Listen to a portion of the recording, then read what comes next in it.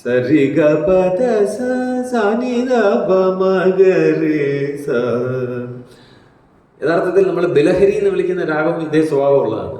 അതിൽ അങ്ങോട്ട് മോഹനവും ഇങ്ങോട്ട് ശങ്കരാഭരണമാണെന്ന്. അപ്പൊ ശരിക്കും അതിന് പേര്, ഇതിന് മോഹന കല്യാണി എന്ന് പേരിട്ട പോലെ ബലഹരിക്ക് മോഹന ശങ്കരാഭരണം എന്ന് പേരിട്ടിരുന്നെങ്കിൽ അത് പെട്ടെന്ന് നമ്മൾ തിരിച്ചറിഞ്ഞത് അത് മോഹന ശങ്കരാഭരണമാണ്. അപ്പൊ ജന്യരാഗങ്ങൾ ഈ മേളകർത്ത രാഗങ്ങളിൽ നിന്ന് ഉണ്ടാക്കാനാണ്. നമ്മുടെ പാശ്ചാത്യ സംഗീതത്തിനെ സംബന്ധിച്ചിടത്തോളം നമ്മൾ ഈ 72 രാഗങ്ങൾ, അത് ഗണിതശാസ്ത്രപരമായി അതിൻ്റെ മുഴുവൻ സാധ്യതയും ഉപയോഗിച്ച് 72 മേളകർത്ത രാഗങ്ങളും അതിൽ നിന്ന് അസംഖ്യം ജന്യരാഗങ്ങളും നമ്മൾ ഉണ്ടാക്കും. പക്ഷെ പാശ്ചാത്യ സംഗീതത്തിൽ അതിന് മുഴുവനായി ഉപയോഗിക്കുന്ന 4 രാഗങ്ങളേ ഉള്ളൂ. ശങ്കരാഭരണം, നടഭൈരവി, കീരവാണി, ഒരെണ്ണം കൂടെ എനിക്കത് ഞാനൊരു വിദഗ്ധനല്ല, കേട്ട് മനസ്സിലാക്കിയതാണ്. 4 രാഗമേ ഉള്ളൂ പൂർണ്ണമായിട്ട് ഉപയോഗിക്കുന്നു. നമുക്ക് 72 രാഗങ്ങളും അതിൻ്റെ ജന്യങ്ങളും കിടക്കുകയാണ്. ഇതാണ് സംഖ്യകളുടെ, ഇതിന്റെ പുറകിൽ ഒളിഞ്ഞിരിക്കുന്ന സംഖ്യകൾ. വളരെ ഭംഗിയുള്ള സംഖ്യകൾ ഏതാണെന്ന് ചോദിച്ചാൽ നമുക്ക് ഈ പൈതഗോറസിന്റെ കാലം മുതൽ ഈ 16/15 എന്നുള്ളത് കണ്ടുപിടിച്ചിരുന്നു എന്നുള്ളതാണ്. പൈതഗോറസിന് അറിയായിരുന്നു 16/15 മടങ്ങുള്ള 2 ശബ്ദങ്ങൾ കേൾപ്പിച്ചാൽ അത് മ്യൂസിക്കലായിരിക്കും. അവരെല്ലാം അവരുടെ കണ്ടുപിടുത്തങ്ങളിൽ അമിതമായി വിശ്വസിച്ചിരുന്ന ആൾക്കാരാണ്. പൈതഗോറസിനെ കുറിച്ച് നിങ്ങൾ കേട്ടിട്ടുണ്ടോ പറഞ്ഞു. അദ്ദേഹം ഇറാഷണൽ നമ്പർ എന്നുള്ളത് പ്രകൃതി കാണില്ല എന്ന് വിശ്വസിച്ചിരുന്ന ആളായിരുന്നു. അപ്പൊ അദ്ദേഹം കപ്പലിൽ കൂട്ടുകാരുടെ ശിഷ്യരോടൊത്ത് യാത്ര ചെയ്തപ്പോൾ ഒരു പയ്യൻ കാണിച്ചു കൊടുത്തു. ഒരു യൂണിറ്റ് വശമുള്ള 2 വശങ്ങളുള്ള ഒരു ത്രികോണം എടുത്താൽ അതിന്റെ ഡയഗണൽ √2 ആണ്. √2 ഇറാഷണൽ ആണ്.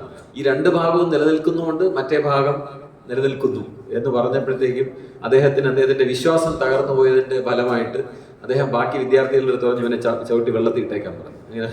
അങ്ങനെ വെള്ളത്തിൽ വീണ് ചത്തുപോയി. അപ്പോൾ ഈ സംഖ്യകൾ അദ്ദേഹം തന്നെ കണ്ടുപിടിച്ചു. അത് വളരെ സംഗീതാത്മകതയ്ക്ക് പുറകിൽ സംഖ്യകളുണ്ട്. പക്ഷെ ഞാൻ നേരത്തെ പറഞ്ഞ പോലെ ഒരു ശാസ്ത്രജ്ഞനും വിശദീകരിക്കാൻ സാധിക്കില്ല എന്തുകൊണ്ട് സാ കഴിഞ്ഞ് രീ ഒരു പ്രത്യേക ആവൃത്തിയിൽ രീ കേൾക്കുമ്പോൾ അത് നമുക്ക് സുഖം തരുന്നു എന്ന് ഒരു ശാസ്ത്രത്തിനും പറയാനൊക്കെ. ആ സംഖ്യ ഏതാണെന്ന് വേണേൽ കണ്ടുപിടിച്ച് പറയാം. പക്ഷെ ആ സുഖം എന്ന് പറയുന്നത് മനുഷ്യരിൽ അന്തർലീനമായിട്ടുള്ള വളരെ ദാർശനികമായി മാത്രം അർത്ഥം കണ്ടെത്താൻ സാധിക്കുന്ന ഒരു കാര്യമാണ്. അവിടെ ശാസ്ത്രം കുറച്ച് പുറകോട്ട് പോയി നിൽക്കേണ്ടി വരും. എന്തുകൊണ്ടാണ് ഈ സ്വരങ്ങൾ ചേർന്ന് വരുമ്പോൾ പ്രത്യേക അനുഭവം ഉണ്ടാകുന്ന, അനുഭൂതി ഉണ്ടാകുന്ന, ഒരു സ്വരം മാറ്റുമ്പോൾ അല്ലേ? ശങ്കരാഭരണത്തിൽ സരി ഗമ പദനി സരി ഗമ പദനി സനി ഗ പ മ ഗ രേ നിരി ഗ രേ. ഇതങ്ങോട്ട് വേറൊരു പ്രപഞ്ചം സൃഷ്ടിക്കുക. ഒരൊറ്റ നോട്ട് അങ്ങോട്ട് മാറിക്കഴിഞ്ഞാൽ അത് എങ്ങനെയെന്ന് നമുക്ക് ശാസ്ത്രത്തിന് പറയാൻ പറ്റില്ല. പക്ഷെ ആ സ്വരത്തിന്റെ അളവെന്താണ്, അത് എത്ര ഗുണനം കൊണ്ടാണ് നിൽക്കുന്നതെന്നൊക്കെ വേണമെങ്കിൽ ഘോരഘോരം നമുക്ക് സംസാരിക്കാം. മറ്റുള്ളത് നമുക്ക് മനസ്സിലാകും. നല്ല സൗന്ദര്യബോധമുള്ളവർ അതിനെപ്പറ്റി ആലോചിക്കുകയല്ല, അത് ആസ്വദിക്കുകയാണ് ചെയ്യുന്നത്. അരസികരായിട്ടുള്ളവരാണ് പോയി ഇതിന്റെ എന്താണ് ശാസ്ത്രം എന്ന് അന്വേഷിക്കാൻ പോകുന്നതെന്ന് എനിക്ക് ചിലപ്പം തോന്നിയിട്ടുണ്ട്. നെക്സ്റ്റ് ഞാൻ കുറച്ച് താളത്തിനെ കുറിച്ച് സംസാരിക്കാൻ പോവുകയാണ്. ഈ സാറിവിടെ ഉണ്ട്, പാറശാല രവി സാറുണ്ട്. ഞാൻ സംസാരിക്കുന്നത് ശരിയല്ലെങ്കിലും ഞാൻ വേറൊരു തലത്തിൽ നിന്നുകൊണ്ടാണ് അതിനെ സംസാരിക്കുന്നത്. മനുഷ്യൻ എവിടുന്ന് താളത്തിനെ കുറിച്ച് അറിഞ്ഞു, എവിടുന്നാണ് അവൻ ആദ്യം അതിൻ്റെ ഒരു തോന്നലുണ്ടായതെന്ന് ചോദിച്ചാൽ നമുക്ക് വേണമെങ്കിൽ പറയാം ഹൃദയമിടിപ്പ് ഒരു താളമാണ്, നമ്മുടെ നാഡിമിടിപ്പ് താളമാണ്, രാപകലുകൾ താളമാണ്, പിന്നെ ഋതുക്കൾ താളമാണെന്നൊക്കെ പറയാം. പക്ഷെ വളരെ അതിനേക്കാളൊക്കെ വളരെ നമ്മളെ ദൈനംദിനം നമ്മൾ കേട്ടുകൊണ്ടിരിക്കുന്ന ഒരു താളം നമ്മുടെ ഭാഷയിൽ. ഞാൻ കുറച്ച് വാക്കുകൾ ചുമ്മാ വായിക്കാം, നിങ്ങൾക്ക് താളം ഉണ്ടോ എന്ന് പറയാം.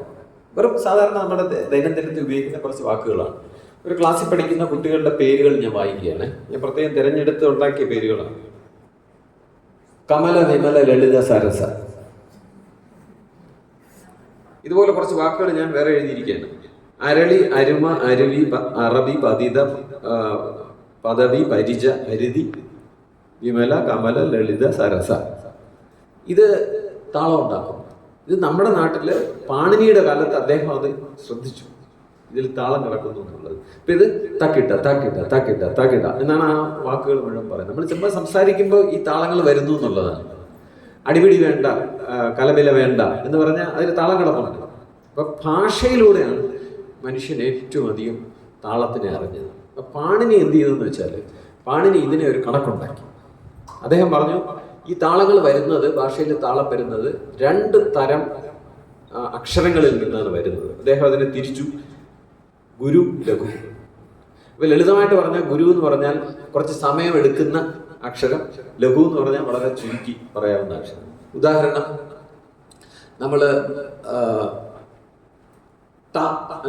മൃദംഗത്തിന് പറയുകയാണെങ്കിൽ ത, കി, ഡ എന്ന് പറഞ്ഞാൽ അത് ചെറിയ അക്ഷരങ്ങളാണ്. പക്ഷെ നമ്മള് ധീം എന്ന് പറഞ്ഞാൽ അത് ഇരട്ടി സമയം എടുക്കും. ത, ധീം. ധീം എന്ന് പറഞ്ഞാൽ വലിയ അക്ഷരം. ശരിക്കും ഈ 2 വാക്കുകൾ മതി, ഈ 2 അക്ഷരങ്ങൾ മതി നമുക്ക് താളത്തിന്റെ ഒരു അടിസ്ഥാന പ്രമാണം പറയാം. നമ്മുടെ സംസ്കൃത പാരമ്പര്യത്തിനകത്ത് ഈ താളങ്ങളെ ഭാഷയിലാണ് നിർവചിച്ചിരിക്കുന്നത്. നമ്മൾ 3 താളങ്ങൾ പറയും. നമ്മൾ താളത്തിന്റെ നട പറയും. ആദ്യ താളത്തില് തിസ്രനട, ചതുരശ്ര നട, പിന്നെ ഖണ്ഡനട. ഇത് 3ഉം പാണിനി നേരത്തെ പറഞ്ഞു വെച്ചിട്ടുണ്ട്. അതെങ്ങനെയാണെന്ന് വെച്ച് കഴിഞ്ഞാല്, തിസ്രനട എന്ന് പറഞ്ഞാല് 3 മാത്രമുള്ള അക്ഷരങ്ങൾ ചേർത്താൽ തിസ്രനടയാണ്. ഒരു ഉദാഹരണം, ത, കി, ഡ.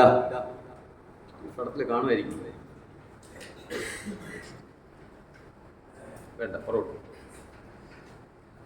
ത, കി, ഡ. ഇത് 3 മാത്രയാണ്, ഓരോന്നും ചെറിയ മാത്രകളാണ്. അടുത്തത് ത, ധീം. ത എന്ന് പറഞ്ഞാൽ 1 മാത്ര, ധീം 2 മാത്ര. അപ്പം ത, ധീം 3 മാത്ര. ഇനി വേണമെങ്കിൽ ധീം ത, ധീം 2 മാത്ര, ത 1 മാത്ര, അപ്പൊ 3 മാത്ര. അപ്പൊ ഈ 3 തരത്തിൽ മാത്രമേ സാധ്യമായിട്ടുള്ളൂ. 3 മാത്ര ഉണ്ടാക്കാൻ 3 തരം മാത്രമേ ഉള്ളൂ. ഈ 3 തരങ്ങളെ കോർത്തിണക്കി നിങ്ങൾക്ക് എന്ത് ശബ്ദം ഉണ്ടാക്കിയാലും തിസ്രനടയായിരിക്കും. തദിം തദിം തദിം തദിം തദിം തദിം തദിം തദിം തക്കിട്ട തക്കിട്ട തക്കിട്ട തക്കിട്ട തക്കിട്ട തക്കിട്ട തക്കിട്ട തക്കിട്ട 1 2 3 1 2 3 1 2 3 1 2. അല്ലെങ്കിൽ തദിം ദീം ത. ഇനി ഇതിനെ ചേർക്കാം, എങ്ങനെ വേണം ചേർക്കാം. തദിം തക്കിട്ട തദിം തക്കിട്ട തദിം തക്കിട്ട തദിം തക്കിട്ട ദീം തദീം തദീം തക്കിട്ട ദീം തദീം തദീം തക്കിട്ട. അദ്ദേഹം അതിന്റെ കണക്കെഴുതി വെച്ചിരിക്കുന്നതെന്ന് വെച്ച് കഴിഞ്ഞാൽ 81 പാറ്റേൺ മാത്രമേ അത് ഉണ്ടാക്കാൻ പറ്റുള്ളൂ. നിങ്ങൾ ഇനി എന്തൊക്കെ വായിച്ചാലും, തിസ്രനട എന്തൊക്കെ വായിച്ചാലും 81 പാറ്റേൺ മാത്രമേ ഉണ്ടാക്കാൻ പറ്റുള്ളൂ. ഇത് എത്ര കാലത്തിന് മുമ്പ് എഴുതി വെച്ചിരിക്കുന്നു. നമുക്കതിലെ പാട്ട് ഏറ്റവും നമുക്ക് പറയാവുന്ന എളുപ്പ ഉദാഹരണം പറയാവുന്ന പാട്ടെന്ന് പറഞ്ഞാൽ വൈകുന്നേരം രാമനാമം ജപിക്കുന്നു. രാമ രാമ രാമ രാമ രാമ രാമ ഭാഹിമ. രാ ദീർഘം, ഗുരു, മ ചെറിയ അക്ഷരം. അപ്പൊ 2 + 1 3. രാമ രാമ രാമ രാമ രാമ രാമ പാഹി. മാ അവസാനത്തിൽ ഒരു മാത്ര കുറവുണ്ട്. അത് നമ്മൾ മലയാളിയുടെ ഭാഷ പറഞ്ഞാൽ ലേശം അഡ്ജസ്റ്റ് ചെയ്തോണം. അവിടെ അത്രേ ഉള്ളൂ, ഒരു പൊടി കുറവുണ്ട്, നീട്ടി പിടിച്ചിട്ടുണ്ടാകും. ഈ സംഗീതവും താളവും തമ്മിൽ എനിക്ക് ഏറ്റവും ഇഷ്ടം, ഞാൻ പഠിച്ചിട്ടുള്ള കാര്യം, സംഗീതവും താളവും തമ്മിലുള്ള ബന്ധമാണ്. ഇത് കാപ്പി ഇടുന്നത് പോലെ, നമ്മൾ ഒരു സാഹിത്യം എടുത്താൽ അത് കട്ടൻ കാപ്പിയാണ്. അതിൽ സംഗീതം താളവും നമ്മൾ പാലും പഞ്ചസാരയും ചേർക്കുന്ന പോലെയാണ്. അതിന്റെ സ്വഭാവത്തിന് വ്യത്യാസമില്ല ഭയങ്കരമായിട്ട്. ഇപ്പൊ നമ്മള് രാമ രാമ രാമ രാമ എന്ന് പറഞ്ഞതിനകത്ത് സത്യം പറഞ്ഞാൽ സംഗീതം ഇല്ല, 1 2 നോട്ടേ വരുള്ളൂ അതിനകത്ത്. പക്ഷെ നമുക്ക് വേണമെങ്കിൽ അതിനെ കുറച്ചുകൂടെ ഒരു സംഗീതം അതിനകത്ത് കയറ്റി കൂട്ടാം. നമുക്ക് രാമ രാമ രാമ രാമ രാമ രാമ പാഹിമാം എന്നാക്കിയപ്പോ കുറച്ചുകൂടെ സംഗീതം കയറും.